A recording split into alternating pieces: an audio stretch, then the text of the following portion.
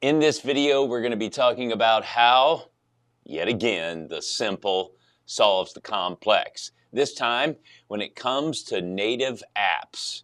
Nope, we don't need a lot of fancy, complex apps to bog our minds down and make us feel like our heads want to explode. We'll use the simple apps, basic apps, the native apps inside the Apple ecosystem. Let's get started. Hi folks, my name is Eric Herdman. I'm a professional speaker, and today we're talking about, yet again, complexity bias and how the simple can solve the complex. You know, when I'm doing trainings, I get asked many times what apps I use. How do I do this? How do I handle that?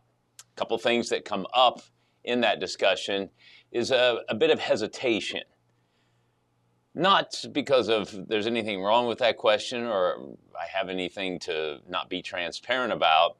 It's just, again, another time when people expect you to have some sort of complex layout, setup of apps, different apps, sometimes 2 or 3 apps for one thing. For example, they expect you to have a project management app, a Kanban board app, and then a way to track all of the individual pieces and parts of a project, all the way down to how do you manage to-dos. The simple solves the complex because I use one app for that. I use reminders inside the Apple ecosystem. Yes, in this video, we're going to be talking about those Apple apps inside the Apple ecosystem, the native apps of Mail, Calendar, Reminders, and Notes. We don't really need to break them out and talk about each one of them specifically. This is not a video or a tutorial on those apps. It's just that when it comes to calendar apps, I use the calendar app. When it comes to an email app, I use Apple Mail. And when it comes to reminders and tasks and to-dos and Kanban boards and project management, I use Apple Reminders. And when it comes to taking notes and capturing those things and voice recordings throughout the day, yep, you guessed it, Apple Notes. And why do I do that? Because they're frictionless. Now, I must admit, if I take you back in the Wayback Machine, I go back to the first original iPhone back in 2007, and boy, was it a blunt tool. Oh, it was an amazing device, but the apps and even some of the native apps that we're speaking of right now were kind of clunky and cumbersome.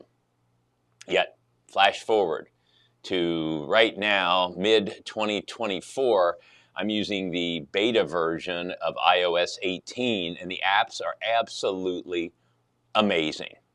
Now, along the way, to fill in the gap there from 2007 to mid-2024, I have to tell you that those apps have come a long way, and I have used a variety of third-party apps in all those categories: calendaring, note-taking, reminders, tasks to do, project management, you name it, I have probably used that app.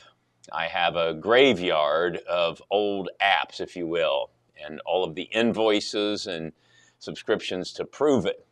But Apple's ecosystem, and by the way, this just doesn't necessarily have to be about Apple. If you're using an Android device and the Android and the Google, if you will, ecosystem, you have these same tools. You have Gmail, you have Google Calendar, you have a variety of notes options. Google Keep is probably the most familiar for folks. So these tools are very similar.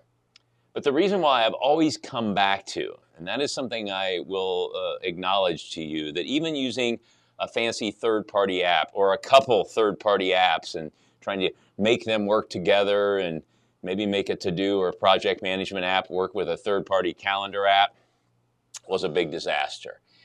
And at certain points, I would just get so frustrated and overwhelmed that I would just go, heck with it. I'm going to open up Apple Mail and use it, and I'm going to open up Apple Calendars and use it. And I was always amazed at how quick I could just open it up and start using it. So that was telling me something. First of all, the third-party apps were just, again, adding to my overwhelm and stress, where the Apple apps, the native apps, you could open them up and just start using them. Now, again, in the beginning, the sophistication of some of these apps was not that great. You take, for example, some of you probably wonder, what am I talking about? The Notes app in the very beginning, it was nothing more than an enhanced text editor. It was horrible. But again, here we are, mid-2024. It's an amazing tool. It has all kinds of new features in its feature set. A couple things to keep in mind. If you've identified with anything that I've just said about the complexity of third-party apps, the cost, the trial and error, the learning curve, rethink going back to the simple apps that are a lot of times are just native in, again, for example, the Apple ecosystem. And then try those. And when you try them, as I said, open them up and just kind of take in, how do you feel about them? Is it frictionless? It's much easier. A lot of times they're just straightforward, like click here, type this in, and then just hit enter, and there it is. Oh, and since we are talking about an ecosystem, the Apple ecosystem is pretty amazing. I can type something in on my laptop in reminders or in a note, and within seconds, and oftentimes instantaneously, I can look at it on an iPad or another device or my phone, and it's there already. So that's another thing to consider. Now, again, the sophistication of the cloud technology allows third-party apps to use cloud technology to share, but there's just something about staying inside that ecosystem that makes it instantaneous. Ease of use.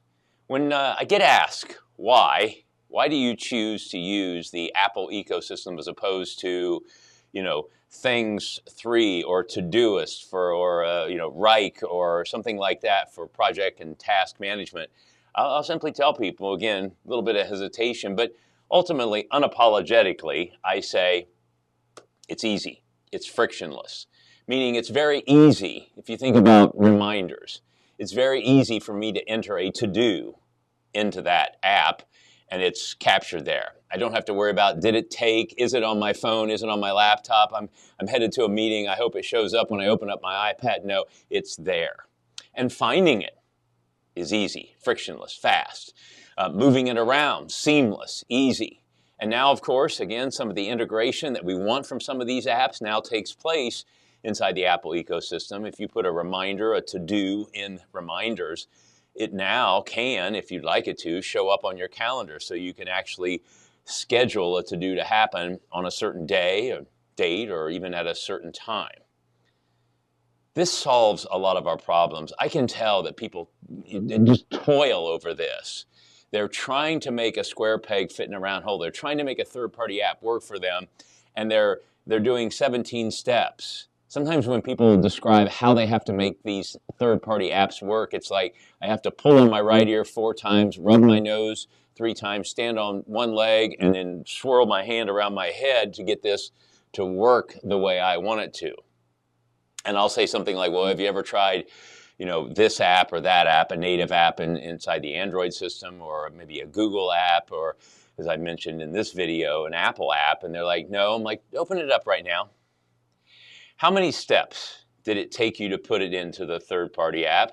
And they tell me 6 steps, 5 steps, 5 clicks, whatever it is. I'll say, okay, do the same thing inside this Apple native app. And they're like, 2 clicks, 3 clicks, and it's in. And I said, now open up your iPad or your laptop. It's on there too. So now it's everywhere. You don't have to worry about, did it take, did it capture? It's there for you. So test it out yourself.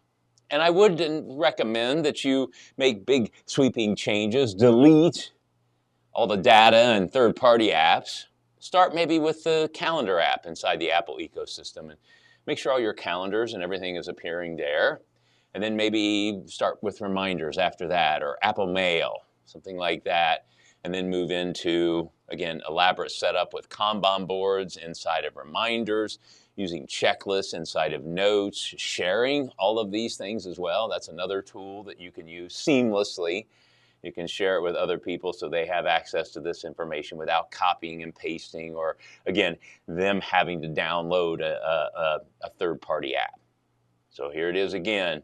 The simple solves the complex. In addition to that, We've gotten rid of our complexity bias. We're not overwhelmed. Our stress level's back down. And we're moving much faster and having certainty that the things we put into these apps are not only there, but on all of other devices that we'd like them to be on. Until next time, folks, take care of yourself so you can take care of each other, and I will see you in the next video.